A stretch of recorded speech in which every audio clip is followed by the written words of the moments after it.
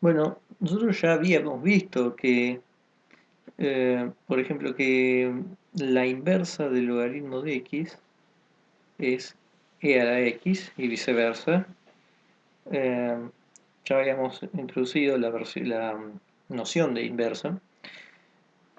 Pero bueno, hay que aclarar que no todas las funciones tienen inversas. Por ejemplo, si consideramos la función f de x igual a x cuadrado en todos los reales, ¿no? Para todo x real. Entonces, por ejemplo, f de 1, esto es igual a 1, y f de menos 1 es igual también a 1, menos 1 al cuadrado es 1. Entonces, si hubiera una inversa g de x, entonces, para que sea una inversa, nosotros le pedíamos que, si es una función inversa de f, entonces debería cumplir que g de f de x debería ser x, ¿no? Entonces, si existe una g de x, va a tener en particular que cumplir con que si yo evalúo hago g de f en 1, me tiene que devolver lo mismo que g de f menos 1. O sea, ¿qué es lo que estoy diciendo? G de f en 1 y después tenemos g de f en menos 1. ¿Cuánto es f en 1? F en 1 acá es 1, g de 1, y f de menos 1 también es 1, por lo que estas dos cosas deben ser iguales, porque g de 1 tiene que ser igual a g de 1. Pero si vamos a la definición de inversa, tiene que ser igual a x, o sea, el mismo x que puse adentro, todo g de f de x tiene que ser igual. Y lamentablemente, acá el x es un 1 y acá es un menos 1. O sea, si estas dos cosas tenían que ser iguales, ahora vimos que son distintas y esto es absurdo. Esto lo que significa, en definitiva, es que por lo menos para todos los reales no tenemos una función inversa. Un argumento similar podemos hacer con las funciones periódicas. F de x más p, una función periódica, cumple, si es de periodo p, que f de x más p es igual a f de x. Entonces podemos hacer la misma comparación. Si existiera una g de f de x, entonces quiero saber qué pasa g de f de x más p y g de f de x. G de f de x, si g fuera inversa, esto debe ser x y esto debe ser x más p. Bueno, pero la definición periódica me dice que estas dos cosas tienen que ser iguales y estas cosas son distintas. Entonces una función periódica, por ejemplo las trigonométricas, no pueden tener eh, inversa, por lo menos en todos los reales. Entonces, para que una función tenga inversa en cierto intervalo, por ejemplo, cierto conjunto, tiene que ser biyectiva o 1 a 1, lo que se llama, que la función sea una biyección. Eso significa que cada vez que u sea distinto a b, f de u debe ser distinto a f de b. No puede pasar, por ejemplo, lo que pasaba acá. Teníamos 1 y menos 1 y teníamos que daba igual. Y esto es lo que me está pidiendo. Esto tiene que ver con la noción de inyectividad y de sobreyectividad, cosas de las que no hablé, pero la inyectividad lo que pide es esto, más que nada, y la sobreyectividad lo que hace es pedirnos que valga para todo el codominio de la función, o sea, la imagen de la función tiene que ser igual al codominio de la función, ¿no? Algo que cuando yo dije biyectividad es que cumpla esto, pero que lo cumple para todo el codominio. Entonces, si se cumplen esas dos cosas, vamos a tener biyectividad. Si tenemos biyectividad, vamos a poder asegurarnos que en ese conjunto en el cual nosotros hayamos definido la función, vamos a tener una inversa.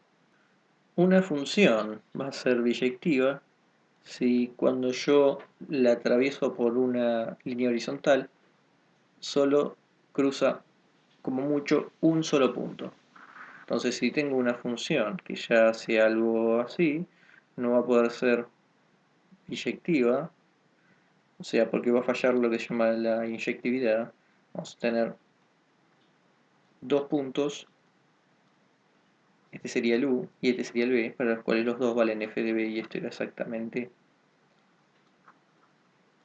f de u igual a f de b. Esto es exactamente lo que me pedía, que no pueda pasar, digamos. Entonces cada vez que pase eso, vamos a obtener una función que no va a ser biyectiva, en particular inyectiva, y no va a poder tener eh, inversa, pero lo que sí vamos a poder hacer siempre es, o casi siempre, en general, buscar algún conjunto en el cual yo tenga inyectividad local y definir una función inversa para ese conjunto. La función inversa se la suele llamar f a la menos 1, que no es lo mismo que 1 sobre f. ¿No? Esto podríamos llamarlo f entre paréntesis a la menos 1 tal vez. Pero esta es la notación usual para una función inversa. F de la variable que se tome, f de i, por ejemplo. Si, a ver, un ejemplo que podemos ver, f de x igual 3x más 1, entonces lo que vamos a hacer es, bueno, si llamamos a esto i, ¿no? Nos va a quedar igual 3x más 1, simplemente cambiamos la notación. Y resolvemos la función en términos de, o sea, despejamos x. Eso va a hacer que nos quede i menos 1 sobre 3. Entonces, el f a la menos 1 de i, la inversa viene dada por i menos 1 sobre 3. Esta es la inversa, que no es lo mismo que f a la menos 1 de, por ejemplo, x, que sería ser 1 sobre 3x más 1, es otra cosa distinta, nada que ver. Podemos considerar también como otro ejemplo f de x igual a 2e a la x menos 5. Otra vez llamo esto i simplemente para despejar y que me quede en función de i, que es como lo había definido. Y igual a 2e a la x menos 5. Menos 5. Entonces vamos otra vez a hacer el mismo paso. Paso el 5. Paso el 2. Y ahora, como yo ya sé que el logaritmo es la inversa, y además sé que lo voy a poder aplicar a este conjunto, o sea, o sea, i más 5 sobre 2 no me cambia nada. Yo si pongo un número real acá, voy a seguir obteniendo otro número real. En particular, este lado de acá siempre es positivo, así que si este lado de acá siempre es positivo, esto tiene que ser positivo, entonces le aplico el logaritmo a ambos lados. Eso va a hacer que me quede bueno, ya directamente pongo, acá hay un paso intermedio que es el logaritmo de a la x es igual a x, ¿no? Es x por logaritmo de, esto es 1, y ahí tenemos x. Llegamos finalmente entonces que esto es la inversa de f. Vamos a considerar f de x igual a x quinta más x. Sabemos por lo que ya vimos que si la derivamos, su derivada es 5x cuarta más 1.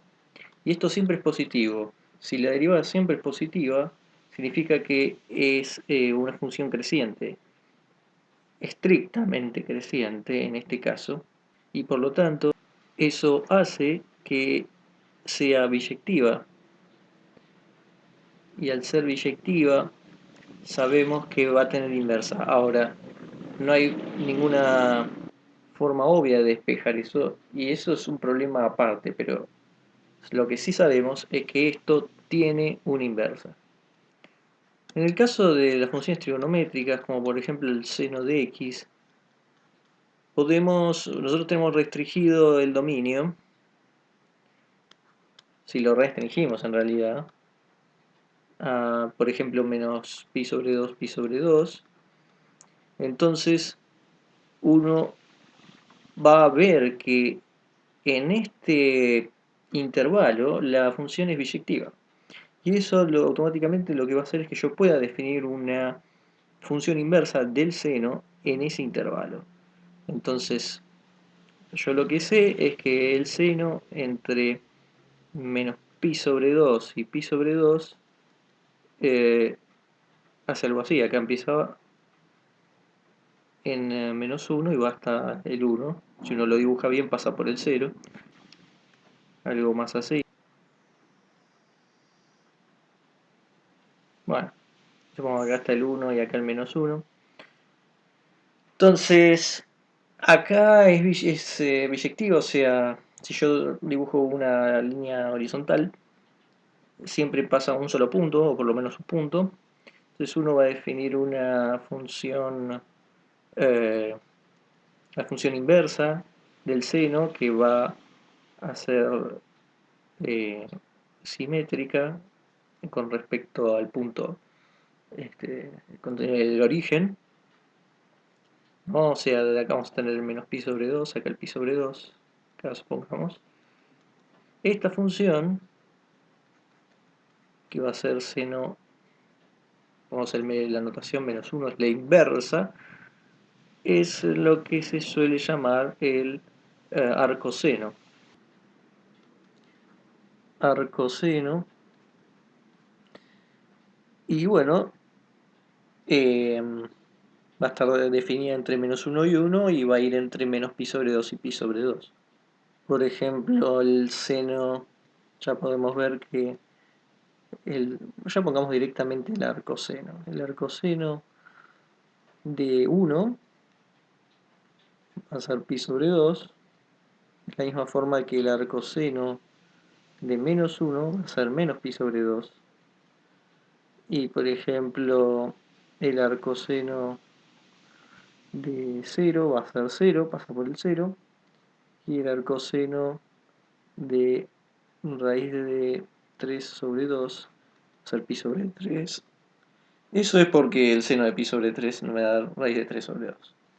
Exactamente de la misma forma uno se define el arcoseno para el coseno, ¿no? Esta sería la inversa del coseno, y el arcotangente para la tangente, y también para las que son 1 sobre seno, 1 sobre coseno, 1 sobre coseno, que son la cosecante, la secante. Acá lo que tenemos entonces es el arco cosecante y el arco secante, que no es más que aplicar lo mismo pero las funciones que son 1 sobre seno, 1 sobre coseno. Uno puede saber las derivadas del arcoseno, por ejemplo, de todas las inversas de las trigonométricas, haciendo derivación implícita. Si sabemos que y es arcoseno de x, por ejemplo, entonces esto nos dice que el seno de y es igual a x. Entonces podemos derivar en x ambos lados. Bueno, al hacer esto ya sabemos que la derivada de x es 1. Y de este lado, como esta y depende de x, sabemos que es la derivada del seno, que es coseno, coseno de y de x, pongámoslo de esta forma, por la derivada de, de y en función de x. Pasamos el coseno, me queda 1 sobre coseno de y, que esto es igual a 1 sobre raíz de 1 menos seno cuadrado de y, que esto es igual a 1 menos x cuadrado. Cambia el seno de y por x acá, y entonces esta es la derivada del arcoseno.